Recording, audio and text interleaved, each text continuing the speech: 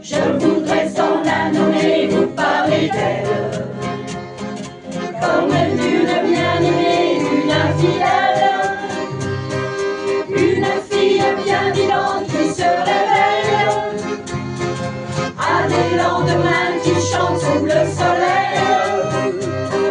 C'est elle que l'on matraque, que l'on poursuit, que l'on marche.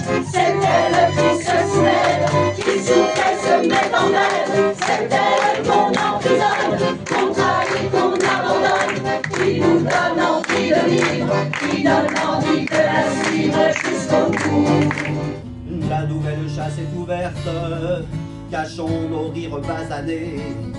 Les mots s'effacent sous les poings et les chansons sous les discours.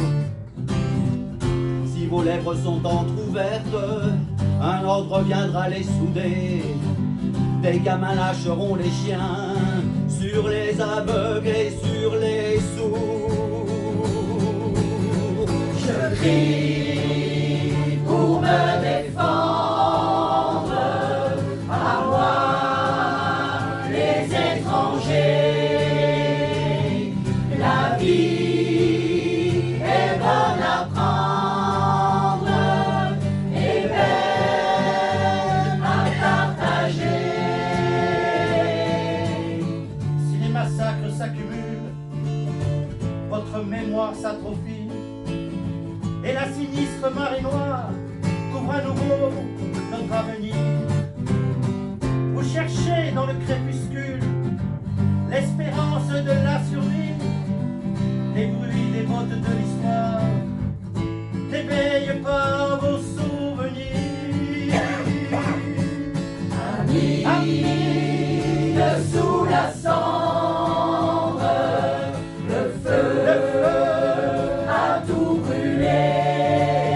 Je me dis qu'elle avait une vie qui donne franchement, qui nous redonne le moral, parce qu'on est là pour un événement quand même, on retrace qui est très triste, bien sûr pour sa famille, mais pour nous tous. Donc, franchement, on repart avec finalement du moral, parce qu'elle a plus tort. Je pense que c'est le message qu'elle aurait voulu nous faire passer. En tout cas, merci. C'est vrai que tu disais grand frère, petit frère, j'en sais rien. Elle ne s'est jamais gênée pour me dire ce qu'elle pensait. Elle avait bien raison, parce que j'étais sans doute. J'étais à peu près. Isabelle, j'étais comme son frère. Hein, j'étais à peu près. Demain, du sang noir séchera au grand soleil sur les routes.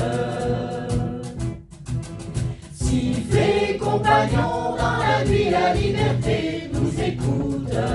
Nous voir du charbonnage, nous aidons de ce long carnage. Car là-dessous, les gros nous poussent au fond de la mine. Car là-dessous, les moutons vont manger les loups. Lorsque j'ai vu le message de Joël annonçant l'accident, j'ai ressenti un bouleversement profond. J'étais anéanti. Je ne voulais pas y croire. En 1990, j'avais déjà perdu ma meilleure amie dans un accident de voiture et ces deux événements se sont télescopés avec une violence terrible. La veille de son départ, Jacqueline m'avait appelé, inquiète, car elle ne trouvait personne pour l'accompagner. Un ami, M. Buchalik, l'avait aidé à plusieurs reprises, mais ce jour-là, il n'était pas disponible. Je lui avais conseillé de prendre le TGV, je pouvais l'y conduire, puis un taxi depuis la Pardieu jusqu'à l'hôpital. Ce trajet lui semblait lui faire peur. Je lui ai alors rappelé qu'elle avait droit à un VSL. Elle a malheureusement choisi cette solution. Jacqueline me manquera pour le reste de mes jours. Gisèle, Boisia, le 11 janvier 2026. C'est elle que l'on matraque, que l'on poursuit, que l'on traque. C'est elle qui se soulève, qui souffre et se met en grève. C'est elle qu'on emprisonne, qu'on trahit, qu'on abandonne, qui nous donne envie de vivre, qui donne envie de la suivre jusqu'au bout, jusqu'au bout.